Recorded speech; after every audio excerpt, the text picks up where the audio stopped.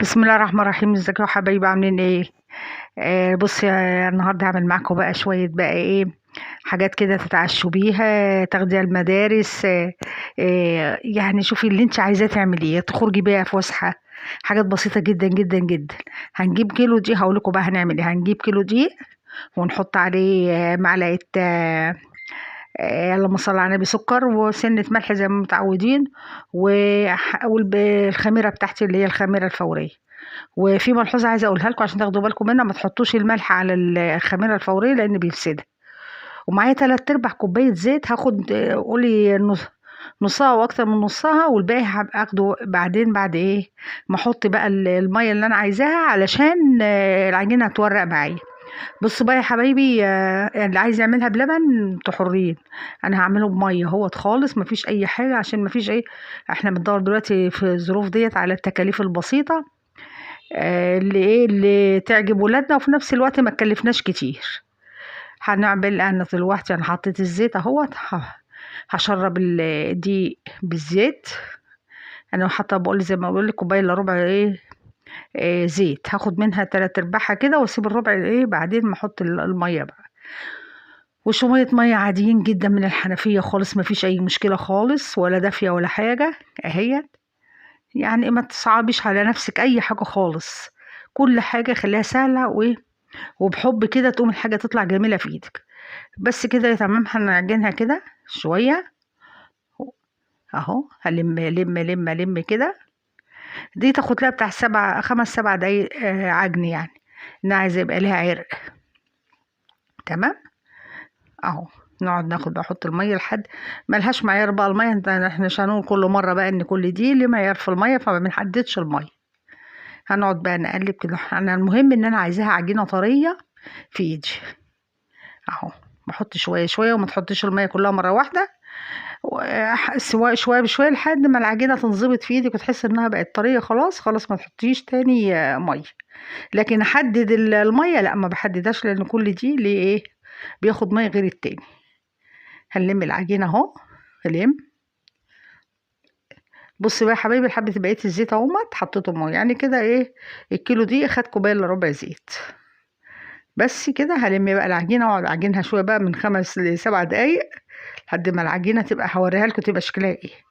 خلاص كده اهو عجنتها العجينة الحلوة. بص انا عايزاها ازاي بقى، شايفة طرية ملزقة بس ما بتعلمش في الايد زي ما انتوا شايفينها كده اهو.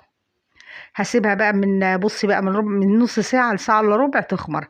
هغطيها بمشمع وفوق فوط او اي حاجة، واسيبها في حتة يكون دافية شوية، عشان انتوا عارفين ان الجو ايه ساعة اليومين دول. كده بقى بعد ما خمرت اهيت، انا حطيتها ايه حوالي ساعة الا ربع. هبدأ اقطعها بقى قطع صغيرة. ما عايزة تكبري انت حرة طبعا، من اللقمة اللي انت عايزاها. عايزة المقاس قد ايه؟ عايزاها كبيرة كبري العجينة، عايزاها حلوة صغيرة لولادنا كده في المدارس ما كبرهاش. هبدأ بقى اكورها زي ما انتوا شايفين كده. العجينة في ايدي طرية خالص وبتلزق، انا عايزاها عجينة طرية وبتلزق اهو. كده بقى هو ده الكيلو اللي انا عملته. عملت كيلو اهو زي ما انتوا شايفين. شايفة قد ايه وناعمة وطرية ازاي. هنبدأ بقى ايه، وده اللانشون ان انا بقى ايه انا هحشيها بلانشون. عايزة تحشيها بلانشون احشي، عايزة تعمليها ديت عشان المدارس بجبن ماشي، بمربى ماشي. تمام. ديت عشان المدارس عشان الفطار وكده، مش هنعملها بلحمة ولا حاجة، هنعملها بلانشون وبجبن. اي جبنة عندك ممكن تعملي بيها. عندك مربى عاملاها في البيت ولا حاجة من اللي احنا عملناها قبل كده مع بعضنا، برضو اعملي بيها هتبقى حلوة قوي قوي قوي. وعاملين هيبقى عاملة زي السندوتشات، تديها لاولادك هم رايحين المدرسة رايحين الدرس. كده بتمشي حلقة بالليل وانتوا قاعدين كده قدام التلفزيون، بتبقى جميلة قوي قوي اهو. بس انا مش مكبراها، لكن انت لو عايزة تكبريها براحتك. هنحط بقى اللانشون ونعملها ديت اهو. بصي دي طريقة، انا هوريكي كذا طريقة. هوريكي كذا طريقة تلفي بيها، وبعدين دي أفكار ممكن تعمليها من عندك كمان، اللي يعجبك اعمليه. المهم انك تظبطي العجينة في ايدك بس اهو. بصوا بقى انا عملت كام واحدة بكل اشكال، دي شكل وده شكل وده شكل وده شكل، زي ما انت عايزة. هعمل معاكم كذا شكل كده، وانتوا ايه زي ما انتوا عايزين تعملوا. تمام. هقعد بقى اعملهم كلهم كده هوت، باللانشون بالجبنه زي ما قلت لك، بمربى زي ما انت عايزه. هتفردي كده، شوف العجينه بتفرد معاكي على طول، مش عايزه نشابه ولا حاجه، لان العجينه مريحه حلو وخمرانها حلو. طالما ان العجينه واخده حقها في الخمر بتبقى حلوه معاكي كده. تمام. هنعمل بقى برضه ديت واحده بقى ايه شكل تاني اهو، زي ما انتم شايفين كده، بسيطه جدا جدا جدا، واشكال بقى تعجب ولادنا ويبقوا فرحانين بيها اهو. دي بقى حلوه قوي لما تديها لاولادك وهم رايحين المدرسه، او هم رايحين الدرس متاخرين بره، ياخدوا معاهم واحدتين كده، بتبقى جميله قوي، طعمها حلو باللانشون. بص اي نوع جبنه عندك حطيه، اي نوع جبنه، ما تقيديش نفسك بحاجه، لما موجود عندك في التلاجة اعملي بيه، وهتبقى حلوه ان شاء الله وجميله اهو. كمان واحده كمان اهوت معاك اهوت. تمام.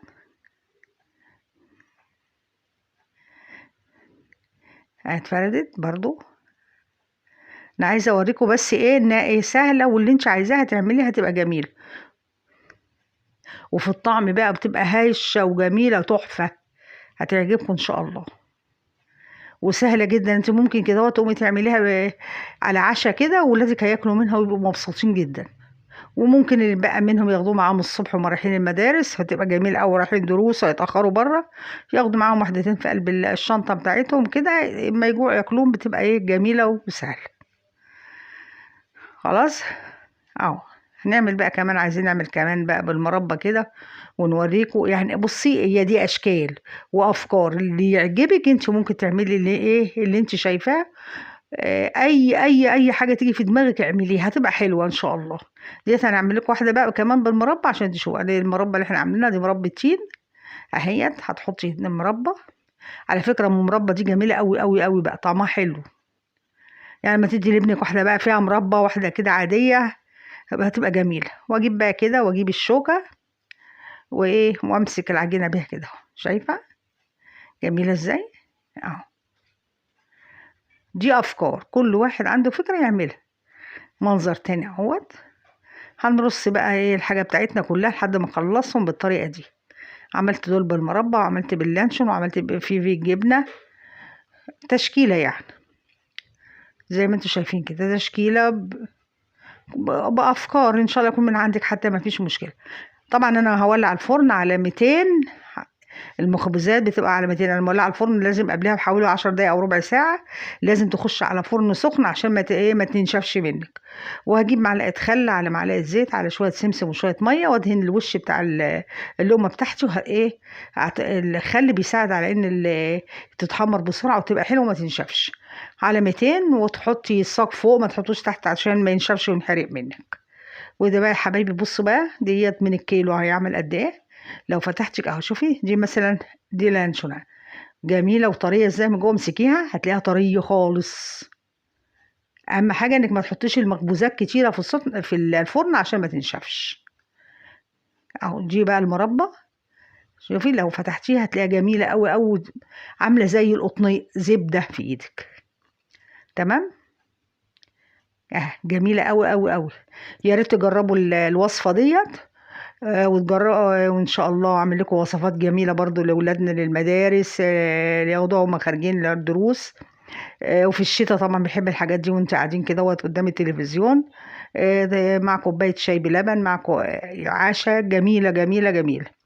ودي كانت وصفتنا النهارده، ما تنسوناش الشير واللايك والاشتراك في القناه، ومع السلامه يا حبايبي.